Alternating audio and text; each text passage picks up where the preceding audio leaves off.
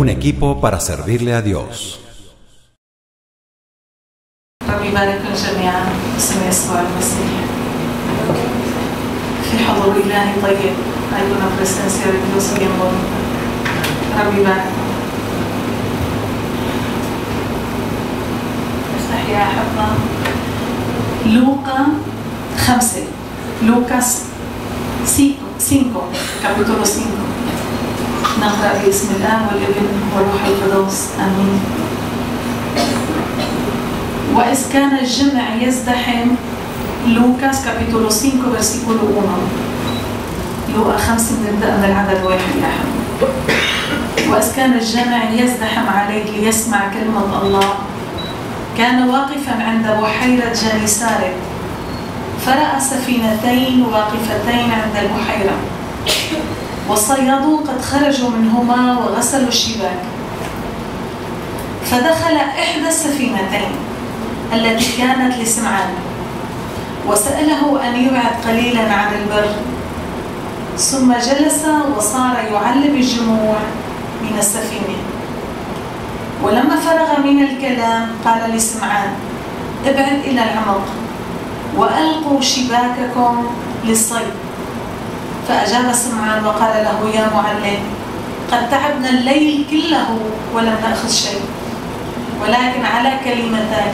ألقي الشبكة ولما فعلوا ذلك أمسكوا سمكا كثيرا جدا فصارت شبكتهم تتخرق فأشاروا إلى شركائهم الذين في السفينة الأخرى أن يأتوا ويساعدوهم فأتوا وملأوا السفينتين حتى أخذتا في الغرق فلما رأى سمعان بطرس ذلك خر عند ركبتي يسوع قائلا اخرج من سفينتي يا رب لأني رجل خاطئ إذا اعترته وجميع الذين معه دهشة على صيد السمك الذي أخذوه وكذلك أيضا يعقوب ويوحنا ابن زبدي اللذان كانا شريكي سمعان فقال يسوع لسمعان لا تخف من الآن تكون تصطاد الناس ولما جاءوا بالسفينتين إلى البر تركوا كل شيء وتبعوه.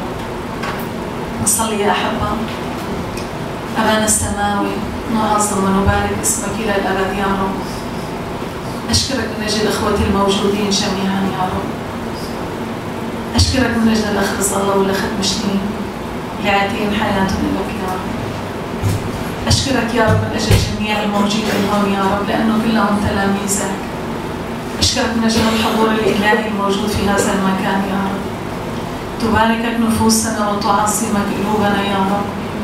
أنت إلهنا معنا إلى الأبد ولا تتركنا ولا تهملنا. مبارك اسمك إلى أبد الآبدين وإلى دهر الداهرين. الرب نوري وخلاصي ممن أخاف والرب حصن حياتي ممن أرتعب. حاشا يا الله عمانوئيل في وسطنا. عمانوئيل الله معنا. مبارك اسمك للأبد يا رب. أختفي أنا لتظهر أنت. تكلم يا رب لشعبك حسب حاجته باسم المسيح يسوع. الروح القدس يمسك الكلمة يا رب ويجعل مقاري بروحك القدس يا رب وتكون غذاء لحياتنا جميعا باسم يسوع المسيح آمين. كل هالترانيم كانت مبارك المجد للرب. لفتت لي نظري هالترنيمة بتقول عمانوئيل الله معنا. يعني نحن في عنا سلام بفتكر بان كل العرب بنسلم نفس السلام الله معك الله معكم. لو ما بنعرف شو معناتها بس نحن بنقولها كأنه سلام كأنه بنقول مرحبا بس هو الله معكم الله معنا الله معك الله معي. عمانوئيل الله معنا. بيقولوا قصة عن واحد شيء مزبوط حقيقي. بيقول واحد كان رجل لله ومرته كمان. بيقول كان عنده مشكلة كبيرة فايت وطالع على الباب ما ينفخ بيفوت بينفخ وبيطلع بينفخ. قلت له مرته لك لا تعتل هم يا رجال الله كبير الله بيحل المشاكل. هلا ايه الله بيحل بيروح بيطلع بينفخ قطع اكل ما بقى ما ياكل غيب على قلبه ضيق خلقه وما فيها تحكي معه. مرة فات على الباب لا مرته لابسه اسود الله يبعد الوحش. طلع فيها قال لها ليش لابسه اسود؟ جن مين ما؟ امي بي مين ما؟ قولي مين ما بترد ولك قولي مين ما ليش لابسه اسود؟ قالت له مات الله. هلا مجنونه؟ الله بيموت. قالت له الله ما بيموت؟ قال لها لا. قالت له لكن ليش بتنفخ فايض طالع؟ ونحن يا أحبة بيصير فينا نفس الشيء. ليش ما ننفخ فايتين طالعين؟ ليش عتلانين هم؟ ليش حاملين المشاكل؟ إذا عمنا نقول الله معنا، الله حي، الله ما بيموت يا أحبة. آمين؟ آمين. هون محل اللي قرينا يا أحبة بيقول كلمة الله، بيقول كان يسوع جاء على مكان. شو جاي يسوع يعمل؟ لحتى يوعظ ويخبر عن ملكوت الله والناس تخلص. بيقول هم فرأى سفينتين واقفتين. كان في 2 سفينة. هل دخل 2 يا ترى؟ وحدة منهم. فدخل إحدى السفينتين، وحدة من 2 يسوع دخل. والحياة في طريقان يا أحبة. بيقول طريق الحياة وطريق الموت، طريق البركة وطريق اللعنة. بيقول عن يسوع وقت اللي مات كان في 2، واحد عن يمينه واحد عن يساره. واحد قال له اذكرني يا رب متى أتيت في ملكوتك. أول واحد دخل السماء أكبر مجرم على الأرض، لأنه اعترف بخطيته وقال له اذكرني يا رب متى أتيت في ملكوتك. جاوبه يسوع قال له اليوم تكون معي بالفردوس. معقول أكبر مجرم على الأرض يدخل أول واحد السماء بعد موتة يسوع وقيامته؟ نعم يا أحبة. بس الثاني شو؟ قال له إن كنت ابن الله خلص نفسك وخلصنا. دائما في طريقة، في نوعان من الناس يا أحبة. قال له الرب وضعت قدامك البركة واللعنة، الموت والحياة، أنت اختار يا إنسان. يعني ما في طريق ثالث نمشي فيه؟ لا. على منقول كيفك أنت يا خيي؟ كيف إيمانك؟ أنا ماني مع الرب ولاني مع العالم، وسط، ما في وسط يا أحبة. يا أما ماشيين مع الرب يا أما ما ماشيين مع الرب. آمين يا أحبة. لكن باسم يسوع المسيح بيقول يسوع دخل إحدى السفينتين، وحدة من 2. إن شاء الله تكون سفينة حياتنا كليتنا يسوع داخلها. ما في أهيا من دخول يسوع السفينة يا أحبة. شو هي السفينة؟ هي حياتي. شو هي السفينة؟ هي بيتي. كيف يسوع بده يدخل على بيتي وكيف بده يدخل حياتي؟ سهل كتير. قال له ها أنا ذا واقف على الباب وأقرع، إن أحد فتح لي أدخل أتعشى معه وهو معي. ما بيكمل هون يا أحبها، وأظهر له ذاتي. يعني ببين مجدي له. يعني لحتى يسوع يدخل سفينة حياتي، ليدخل قلبي، ليدخل بيتي، ما في أهيا منها. تعال يا يسوع وادخل على قلبي، افتح لك باب قلبي، ادخل وكن سيد وملك على حياتي. هات لنشوف هالسفينة دخل يسوع شو صار فيها. بيقول دخل إحدى السفينتين، قال له لبطرس التي كانت لسمعان أن يبعد قليلا عن البر. قال له رجع مد فيه ورا. ليش؟ لأنه يسوع بده يدخل الباخرة لحتى يبشر الناس. كانت العالم لحقته مثلنا من يسوع. بيقول دخل الباخرة وقف فيها سفينة سمعان وبلش يوعظ الناس. شو بيقول هون يا أحبة؟ وصار يعلم الجموع من السفينة. من صار يعلم الجموع؟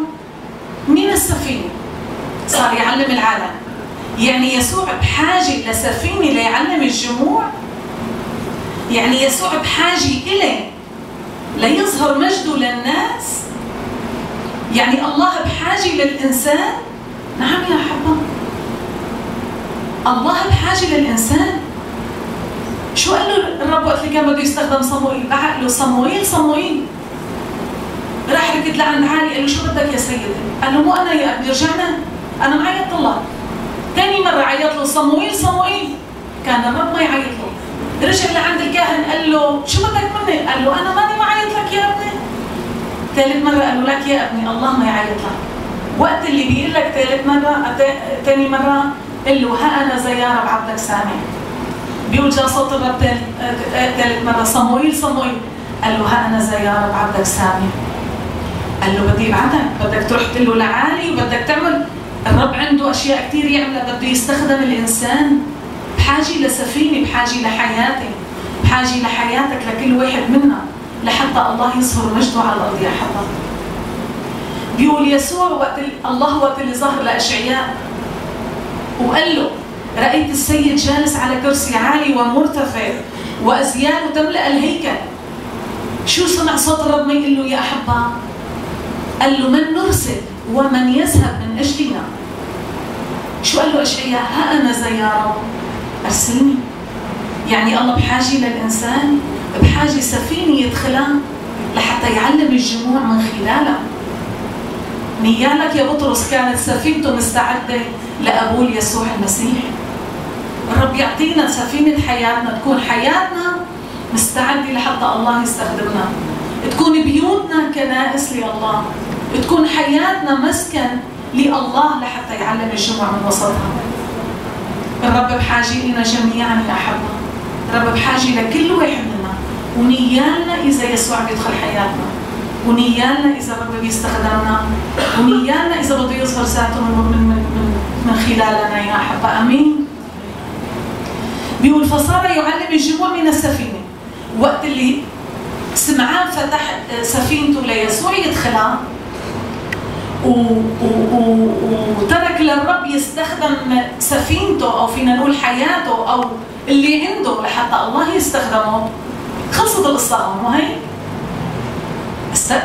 الرب علم الجموع والنفوس شيء منهم خلص، شيء منهم شفى، شيء منهم وراحوا على بيوتهم. ما خلصت لهم يا حبيبي. وقت اللي أنا بعطي حياتي ليسوع يدخل سفينة حياتي، يدخل قلبي، يدخل بيتي، يملك على حياتي، في إلى جزاء من عند الرب. طلعوا شو صار فيه. ولما فرغ من الكلام قال لسمعان، خلص يسوع، حكي مع الجموع، عمل وعظ الجموع، أكيد ناس شفت، وأكيد ناس خلصت، وأكيد ناس تحررت. بيقول قال لسمعان ابعد إلى العمق وألقوا شباككم للصيد. تعرفوا شو كان صاير بسمعان بعدها؟ بيقول له إياها. قال له سمعان، قال له يا رب كل الليل نحن ومنصيد ما جانا فرخ واحد ما فينا صيادنا. شو ما تقول لي القوا شباككم للصيد؟ يعني مستحيل. أول طلعنا، لا بيقولوا كانوا هن حاطين السفينة ومعلقين الشباك. أول طلعت ما كل الليل ما يصيدوا، ما صيدوا ولا فرخ سمك. فأجاب سمعان وقال يا رب تعبنا كل الليل ولم نأخذ شيء، لكن على كلمتك ألقي الشبكة. كل الليل نحن منصيد ما لقينا شيء يا رب، بس هلأ يا سمعان صار شيء جديد. يسوع دخل سفينتك، أعطيته سفينتك ليسوع يدخل إلها، أعطيته حياتك يسكنها، أعطيته حياتك ليستخدم الرب من خلالك. هلأ في غير شيء. بيقول ولما فعلوا ذلك أمسكوا سمكا كثيرا جدا فصارت شبكتهم تتخرق. مسكوا سمك كتير حتى صارت الشبكة تتمزق. عيطوا لجيرانهم بالسفينة الأخرى فأتوا وملأوا السفينتين، واثنيناتهم بلشوا يغرقوا عكتر من ملوا من صيد السمك. لهالدرجة يا رب بتبارك اللي بيمشي معك، لهالدرجة بتبارك اللي بيفتح حياته إلك وبيعطيك حياته يا رب. قال لهم كلمة الرب بتقول اطلبوا ملكوت الله وبره وهذه كلها تزاد لكم. سألوا واحد من تلاميذه قالوا له يا رب نحن اللي تركنا كل شيء من أجلك وتبعناك، شو قلنا جزاء؟ حدا بيتذكر شو قال لهم يسوع؟ شو جاوبوا؟ قالوا له أنتم، قال لهم أنتم اللي تركتوا بيوت ونساء ورجال وأولاد من أجلي بدكم تأخذوا 100 ضعف في هذه الحياة وبالآخرة. يعني بنعطي شيء للرب، ما الله ما بيضل مديون يا حبا. إلنا جزاء بالحياة الأرضية وبالأبدية، والحياة الأبدية مع الله. وإلنا هون سمك كتير ناطرنا لحتى بركة الله علينا. بس بيقول اطلبوا ملكوت الله وبره. أول شيء نكون ما نطلب ملكوت الله وبره، وهذه كلها تزاد لنا. آمين يا حبا. أنا بدي وقف هون شوي. بتبين على إنه هون سمعان إنه كان يسوع هو الأول بحياته. ليش؟ طلعوا مقطيبة يا حبا هون شو بيقول؟ بيقول فلما رأى سمعان بطرس ذلك خر عند ركبتي يسوع قائلا اخرج من سفينتي يا رب لأني رجل خاطئ. ليش قال له اخرج من سفينتي لأني رجل خاطئ؟ شاف بهالعجيب اللي صارت عظمة الله، مجد الله، يمين الله، قوة الله. ما في حملة. طلع قال له يا رب، يعني شاف حاله أنا ما بستاهل هالشيء هذا، ما بستاهل أنا هالشيء اللي عملته أنت معي، أنا إنسان خاطئ. قال له يسوع من اليوم ورايح بدك تكون تصطاد الناس. بيقول تركوا كل شيء وتبعوه. وهالسنكات اللي ببور والسفينتين اللي امتلوا روح خبينه ضبطوهم حطوهم بالثلاجة زبطوا. تركوا كل شيء وتبعوه لأنه شافوا إنه نلحق المسيح ونلحق مقاصده بحياتنا أهم بكتير من الأرضيات يا حبيبي. خليني اختمها بهالشيء هون لفت لي نظري ونختمها يا أحبة. بيقول قال له سمعان بطرس يا رب كل الليل نحن بنصيد ما فينا عملنا شيء، لكن على كلمتك ألقي الشبكة. يعني بدي ارجع بعد ما انا علقت الشباك، بدي ارجع القيها لانك انت قلت. عشو ما نلقي شبكة حياتنا يا أحبة، عشو ما نلقي رجاءنا، عشو ما نلقي شبكة حياتنا، عشو ما نلقي رجاءنا وإيماننا. عمين ما نلقي؟ على رب يسوع. قال له على كلمتك القي الشبكة. خليني احكي لكم ايش هذه صارت معي يا أحبة. قال له ليس بالخبز وحده يحيا الإنسان بل بكل كلمة تخرج من فم الرب يحيا الإنسان. يعني من هذا الشيء بيشجعنا كثير الإنسان المؤمن، واللي نحن ما نمشي مع المسيح لازم يكون عندنا شغلتان كثير أساسيات بحياتنا. الإنسان المؤمن هو إنسان مصلي، بيعطي وقت للصلاة والشركة مع الله، يعمل خدمة مع إلهه، وبيعطي كمان وقت ليقرأ الكتاب المقدس. لأنه قال له على كلمتك أنا بدي ألقي الشبكة. يعني في كلمة بدنا نعيش فيها لحتى تعطينا حياة. منا بدنا نجيب هالكلمة يا حبا من الكتاب المقدس. بده يكون عندنا كلمة يومية ما نقراها الله يعطينا إياها. أنا بدي أحكي لكم شهادة صارت معي تقريبا من شي 15 سنة. أنا جتني دوخة قوية. وقت تجيني هالدوخة نام بالفرشة ما فيني أقوم، لأني إذا قمت اشعر بحالي بدي أوقع، أقعد امشي على الحوض لحتى فيني أقوم على المطبخ أو أقوم على الحمام، واشعر إنه قوتي راحت مني. يعني أثرت علي هالدوخة يا حبا. رحت لعند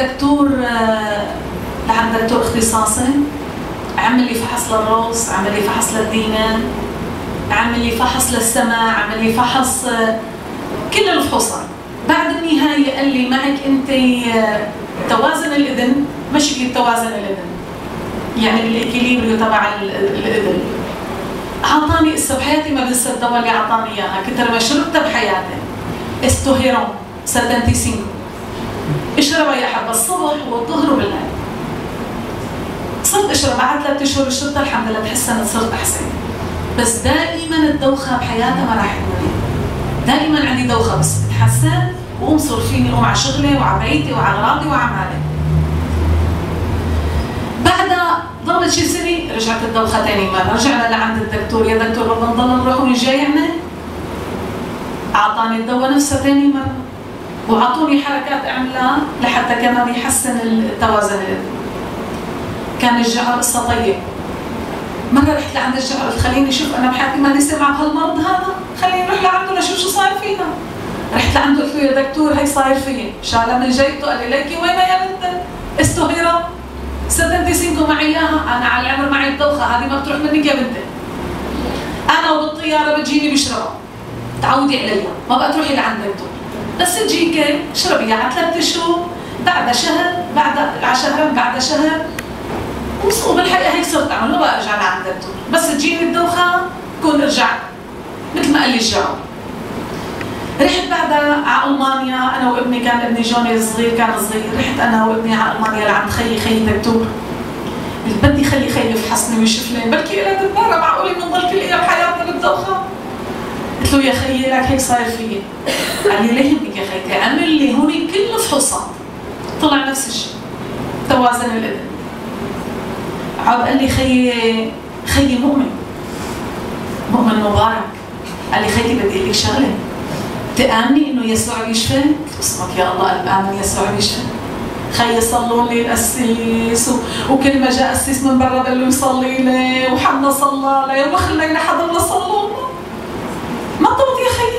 قال لي لك يا خيتي بعض الاحيان الله بيشفي بنفس اللحظه، بس بعض الاحيان الله بيشفي بكلمته. كيف يعني لخيي؟ قال لي لك يا خيتي بدي اعطيكي دواء، تعملي ايه اذا اعطيتك اياها؟ قلت له قل لي معلوم بعملها. قال لي من 10 ل 20 مره بتقوليها 3 مرات بالنهار. اخذ اوجاعنا وامراضنا على الصليب وبحبره شفينا. هذه بيقولها باشعياء يا احبه. يسوع بجروحاته اخذ اوجاعنا وامراضنا على الصليب وبحبره شفينا. قال لي بتضلي تعيديها يا خيتي؟ تعمليها؟ قلت له بعملها. جيت رجعت على فنزويلا يا احبه وبلشت فيها. اخذ اوجاعنا وامراضنا على الصليب وبحبره شفينا. بس قولها من كل قلبي، هذه كلمه الله. قال له على كلمتك القي الشبكه، القي رجائي وايماني. صرت اقولها الصبح وبالليل والظهر وبالليل. حكي معي بعد شي شهر، قال كيفك يا خيتي؟ قلت له استنى يا خيي. قال لي كملي يا زكي. أخذ أوجاعنا وأمراضنا على الصليب وبحبره شفينا. حكي معي بعد شي شهر تاني، خيتي كيفك؟ قلت له صرت أحسن يا عبد المسيح، بس الثاني يا خي ما طبط. قال معلش يا خيتي كملي يا زكي. ضلات يا أحبة شهر ورا شهر ورا شهر، وخيي تلفلي كيفك يا خيتي؟ ما أتحسن يا عبد، بس لسه ما طبط. وضلات يا أحبة على هالكلمة، على كلمتك ألقي الشبكة، ألقي رجائي على كلمتك، ألقي همومي على كلمتك، ألقي إيماني على كلمتك. كلمة الله بتقول حي وفعالة وأمضى من كل زي ذو حدين، خارقة إلى مفرق النفس والروح، مميزة أفكار القلب ونياته. كلمة الله حي يا أحبة. حتى تلفلني آخر مرة قلت له خيي أنا طلت إلي أكثر من 15 سنة ما بقعش شو معنات الدوخة. يسوع وقت اللي بيشفي على كلمتك ألقي الشبكة. كلمتي لا بعد الشتاء صار خلاص، بس حفظتها ما بتنسى لأنه كثر ما تعذبت فيها حافظتها. بس لا بعد الشتاء نشكر المسيح يسوع والرب شفاني.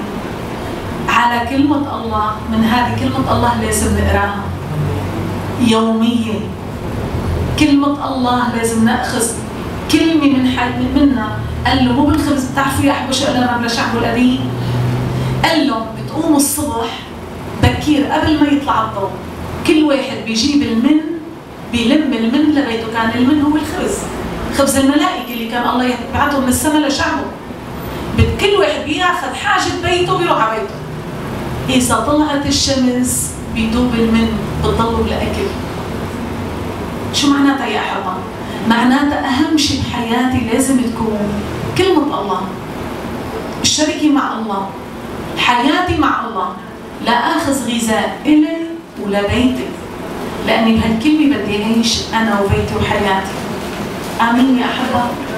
ربي يبارككم باسم يسوع المسيح، وربي يبارككم جميعا. كلكم حلوين يا أحبة، كلكم مباركين. عندكم أسيس مبارك، عندكم أسيسة أمنا مهر إنتجر. الله يبارككم، كلكم أخوي مباركين، وربي يبارككم باسم يسوع المسيح. نحب نصلي يا أحبة. نشكرك يا أبانا، نشكرك يا سيدنا العجيب، إله أمين، إله عظيم. أنت الملك الصالح الطاهر القدوس، أنت إلهنا من الآن وإلى الأبد يا رب. نشكرك لم تتركنا يتامى يا رب، أرسلت لنا الروح المعزي الذي يمكث معنا إلى الأبد ويكون فينا. عنا كلمتك الحي اللي بتعطينا حياة يا رب.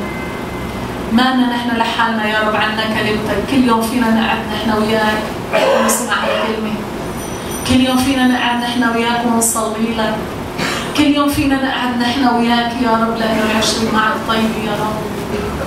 قال لك يا رب، قال لك موسى يا رب قبل ما أطلع قال لي مين بده يطلع معي؟ قلت له برسل ملاكي أمامك. قال لك لا يا رب، إذا أنت ما بتطلع معي أنا ما بطلع. قلت له حضرتي تطلع معك وتعطيك راحة يا موسى. Tu presencia mejor que la vida, Señor. حضورك أعظم من الحياة يا رب. No vale la pena vivir sin tu presencia. ما بتسوى الحياة بدون حضورك يا رب. ما بتسوى شيء بدون حضورك يا رب. وما في أحلى منا مع حضورك يا سيدي العجيب. نشكرك يا رب، نشكرك لأنك أنت معنا، لا تتركنا ولا تهملنا. عمانوئيل، الله معنا. الله معنا. إن كان الله معنا فمن علينا؟ الذي لم يشفق على ابنه بل بذله لأجلنا أجمعين، كيف لا يهبنا معه كل شيء. مبارك اسمك إلى الأبد يا رب.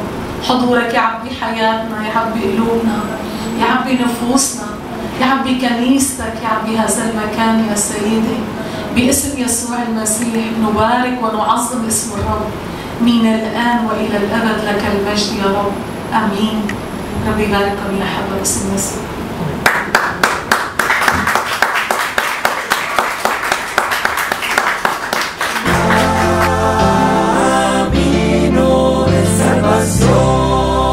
Un equipo para servirle a Dios.